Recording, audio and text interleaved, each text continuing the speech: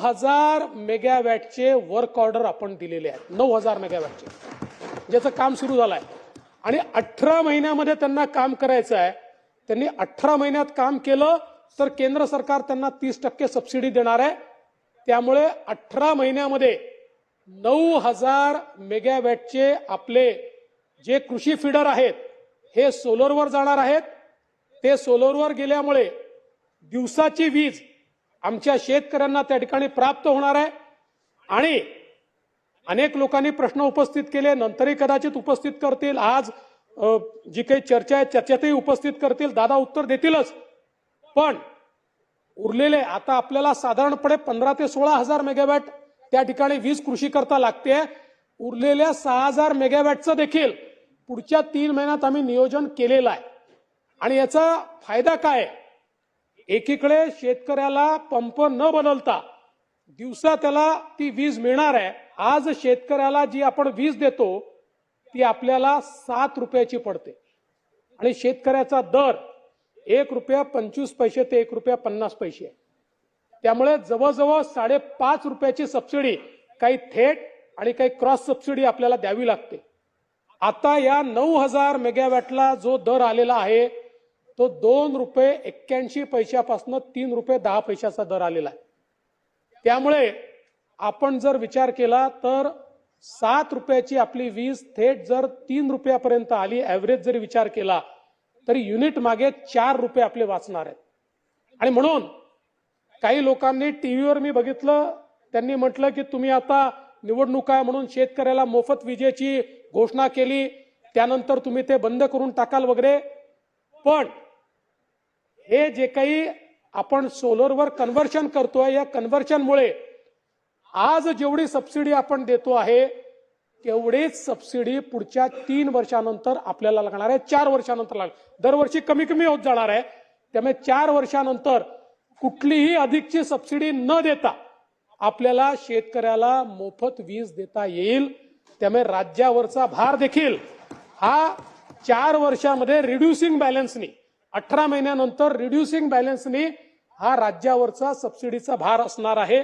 आणि म्हणून मला असं वाटतं की अतिशय चांगली अशा प्रकारची योजना ही महाराष्ट्राने केलेली आहे. आणि मला हे सांगताना आनंद वाटतो की ही जी आपली डिस्ट्रीब्युटेड फीडर सौर ऊर्जीकरणाची योजना आहे, केंद्र सरकारने आपल्या महाराष्ट्राचा उल्लेख करून सगळ्या राज्यांना परिपत्रक पाठवलं आहे की त्यांनीही महाराष्ट्राची जी मुख्यमंत्री सौर कृषी वाहिनी योजना आहे ही योजना आपल्या राज्यामध्ये लागू करावी. त्यामुळे याचा एक मोठा फायदा जो आहे हा फायदा निश्चितपणे आपल्याला होणार आहे.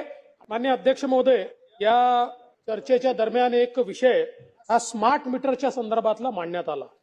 केंद्रीय ऊर्जा मंत्रालयाने जुलै 2020 मध्ये सुधारित वितरण क्षेत्र योजना निर्गमित केली. या योजनेमुळे वीज वितरण कंपन्यांची गुणवत्ता व विश्वासार्हतेचे निर्देशांक वाढवून आर्थिक दृष्टीने त्या सक्षम होतील अशा प्रकारची ही व्यवस्था या ठिकाणी निर्गमित झाली.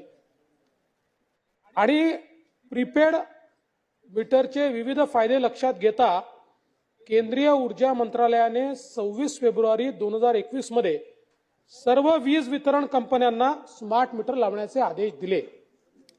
आता ही जी RDSS ची योजना आहे स्मार्ट मीटर सहित, ही नानाभाऊ आमच्या काळात नाही तयार झाली. महाविकास आघाडीचं सरकार होतं तेव्हाच ही तयार झाली. सर्वसामान्य ग्राहकांना प्रीपेड स्मार्ट मीटर बसवण्यात येणार नाहीत. सर्वसामान्य ग्राहकांना प्रीपेड स्मार्ट मीटर बसवण्यात येणार नाहीत.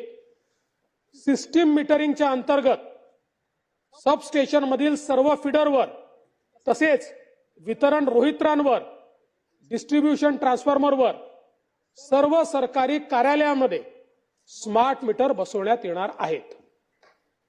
स्मार्ट मीटर बसवताना त्यात बिघाड झाल्यास तो दुरुस्त करून पूर्ववत करण्याची जबाबदारी पुढील 10 वर्षाकरता निविदाकारांवर असणार आहे. निविदा धारकांना कोणतेही अपफ्रंट पेमेंट याच्यामध्ये करण्यात येणार नाही. ही निविदा टॉटेक्स मॉडेलवर आहे, ज्यामध्ये capital expenditure plus operation and maintenance या आधारावर 10 वर्षापर्यंत दुरुस्ती देखभालीची जबाबदारी ही निविदाकाराची आहे आणि दर महिन्याला जे काही प्रति मीटर देयक सर्व्हिस लेवल अग्रीमेंट प्रमाणे महावितरणतर्फे निविदाकाराला देण्यात येणार आहे। याच्याकरता केंद्र सरकारने प्रति मीटर आपल्याला सबसिडी दिली आहे। सगळ्यात महत्त्वाचं काय आहे तर यामध्ये MSEDCL ला कोणतंही कर्ज उभारणी करायची नाही। याचं कारण स्मार्ट मीटर बसवल्यामुळे जी वाणिज्यिक हानी कमी होईल त्यातनं जो अतिरिक्त महसूल प्राप्त होईल त्या महसुलातून स्मार्ट मीटर लावण्याचा खर्च भागवला जाणार आहे। म्हणजे याचा कुठल्याही ग्राहकावर म्हणजे आपणही ग्राहकच आहोत कारण आपल्या याच्यात आपण बसवतोय कुठल्याही ग्राहकावर याचा भुर्दंड नाही। त्याचप्रमाणे MSEDCL वर देखील याचा भुर्दंड नाही आणि सर्वसामान्य ग्राहकांना प्रीपेड मीटर बसवण्यात येणार नाही। तर हा सगळा नरेटिव्ह हा खोटा आहे। नमस्कार मित्रांनो, व्हिडिओ आवडला असेल तर चॅनलला सबस्क्राईब करा आणि व्हिडिओ शेअर नक्की करा। धन्यवाद मित्रांनो।